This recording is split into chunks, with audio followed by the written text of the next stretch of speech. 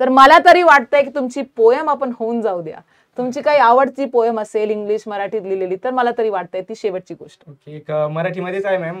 चालेल. जी मी इंटरव्ह्यू मध्ये सांगितली तीच सांगतो. चालेल ती चालेल. जाती व्यवस्थेवर लिहिलेली पोयम आहे मॅम, की जे आपल्या देशामध्ये वेगवेगळ्या जातींना नाव ठेवलं जातं सध्या, किंवा धर्मावर राजकारण चालू आहे, Right, त्यावर right. लिहिलं होतं की भगवान इळा हिरवा काल स्वप्नामध्ये माझ्या आले. Okay. भगवान इळा हिरवा काल स्वप्नामध्ये माझ्या आले, आणि दुःख ऐकून त्यांचे मग डोळे माझे ओले झाले. भगवा म्हणे तूच सांग, भगवा म्हणे तूच सांग, गुन्हा मी काय केला, आणि हिंदूंशिवाय कुणीच कसं ओळखत नाही रे मला. त्याग आणि शौर्याचे प्रतीक मानतात मला, त्याग आणि शौर्याचे प्रतीक मानतात मला, आणि माझ्या नावावर जातीत भांडतो, लाज नाही का तुला. निळ्याने तर सरळ माझ्या कानशिलात मारली, निळ्याने तर सरळ माझ्या कानशिलात मारली, म्हणे मूर्खा तुझ्या पुढे बुद्धीच माझी सरली.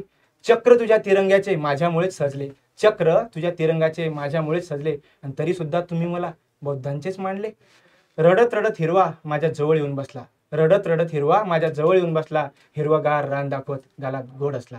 म्हणाला सावली हिरव्या झाडाची साऱ्या जाती घेता, सावली हिरव्या झाडाची साऱ्या जाती घेता, तरी सुद्धा तुम्ही मला मुस्लिमांचाच म्हणता. दुःख सांगून त्यांचे ते हमसून हमसून रडले, दुःख सांगून त्यांचे ते हमसून हमसून रडले, आणि रंगावरून का भांडतो माणूस हेच कोडे मला पडले.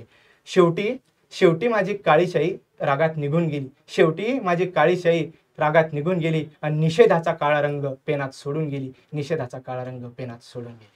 Awesome! I think that's beautiful. It deserves a huge round of applause, Vivek. ये आपने लिखी हुई पोएम है? Yes, ma'am. मुझे हर एक वर्ड ऐसा मेरे मन को छू रहा था. मुझे जितनी मराठी समझती है, you have written it very beautifully Vivek. I really appreciate you for दिस.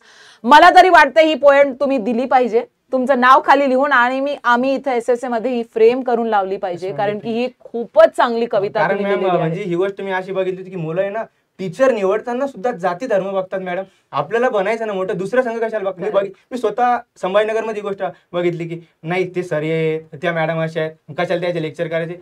माझं म्हणणं तुम्ही स्वतःचा फायदा बघा ना, बाकीच्यांचा कशाला बघता.